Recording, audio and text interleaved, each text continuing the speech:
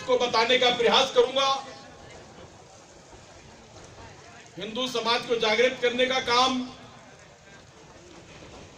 हम अभी से नहीं कर रहे हैं। 15 अगस्त 1998 को जब राष्ट्रीय हिंदू सेना का निर्माण हुआ तो लोगों ने मुझसे पूछा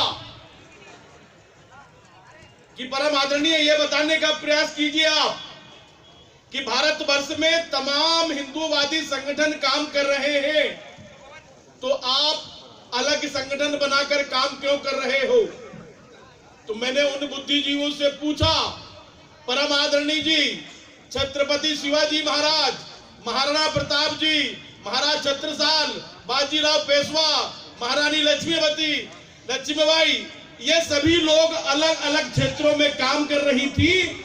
ऐसे ही हिंदू समाज के काम करने के लिए हमें भी आगे आना होगा और इसलिए हिंदू सेना का निर्माण हुआ। भारत में क्या हो रहा है, क्या नहीं हो रहा है, किसी को कोई वास्ता नहीं है, परंतु जब राष्ट्रीय हिंदू सेना का कोई कार्यक्रम होता है तो सभी के कान खड़े हो जाते हैं। हमारा काम चेतावनी देना नहीं है,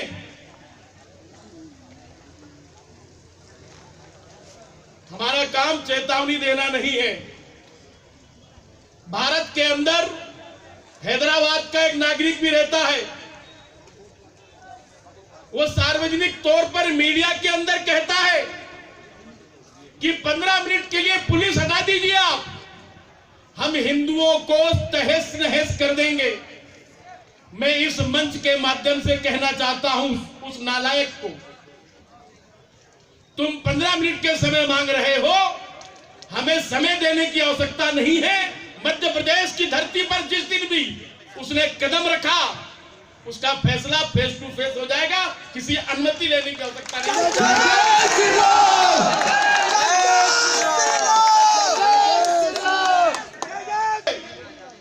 किसी की बाप की बपोती नहीं है।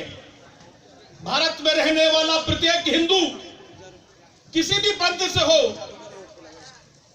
हमने सार्वजनिक तौर पे कहा था कि हम किसी के काम में टांग नहीं अड़ाते हैं, लेकिन कोई हमारे काम में टांग अड़ाएगा, राम जी की सौगंध, वो सीधे ऊपर जाएगा। जय जय श्री राम, जय श्री राम, जय श्री राम।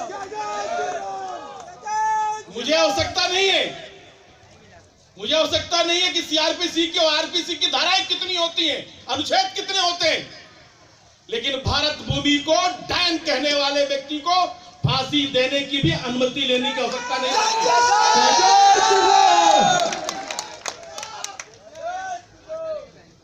फिर पुनः उद्घोष कर दो शत्रु से संग्राम का, और रक्त कितना भी बहे मंदिर बने श्री राम का। जहां राम का नाम आएगा, हजारों से हिंदू खून की नदियां बहाता आया है, युद्ध करता आया है, वो समय आ चुका है कि भगवान राम लला का मंदिर का निर्माण में जो लोग सहयोग कर रहे हैं, आपके द्वार द्वार आ रहे हैं, उनको सहयोग प्रदान कीजिए, बड़ा कीजिए, छोटा कीजिए, हमें कोई आपत्ति नहीं है। आपकी सामग्री, आपका दान सही स्थान पे पहुंच रहा है, इसकी गारंटी मैं लेता हूं। जय जय श्री राम। मैं भगवान राम की ओर फिर जाना चाहता हूं। राम कैसे होना चाहिए? माता सीता को जब भगवान राम पता लगा कि लंका में है, समुद्र से रास्ता मांगा, रास्ता नहीं मिला उनको। विनय न मानत जड़द जल गए 3 दिन बीत, बोले राम सकोप तब भय बिन होए न प्रीत। इसका आप उल्टा अर्थ ले लीजिए, भय बिन होए न प्रीत गुसाई, रामायण सिखलाती है और राम धनुष के बल पे ही सीता लंका से आती है। जय जय श्री राम। बहुत हो चुकी गूंज यहाँ, अब शांत शांत के नारों की आवश्यकता है, आन पड़ी तलवारों की झंकारों की।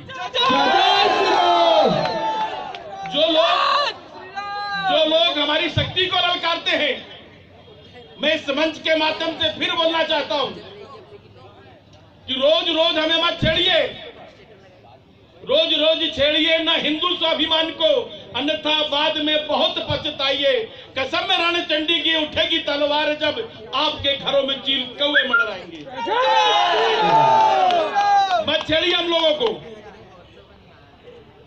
शांतिपूर्वक हिंदू समाज को जागृत करने का काम कर रहे हैं। हम नहीं मंच के माध्यम से बोलना चाहते, क्योंकि हिंदुओं का काम करने वाले लोगों को क्या कहा जाता है मुझसे बेहतर आप जानते हैं।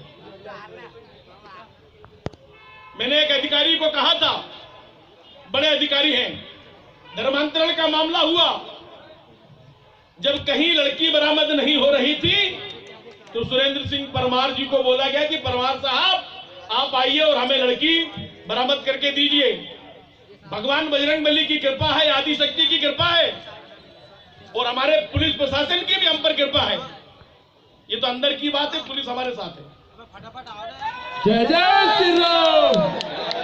3 घंटे में लड़की लाके दे दी थी हमने, चौथा घंटा नहीं लगा था।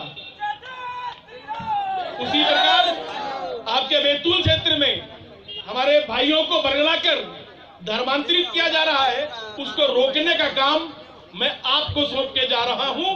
भारत माता की जय, जय श्री राम।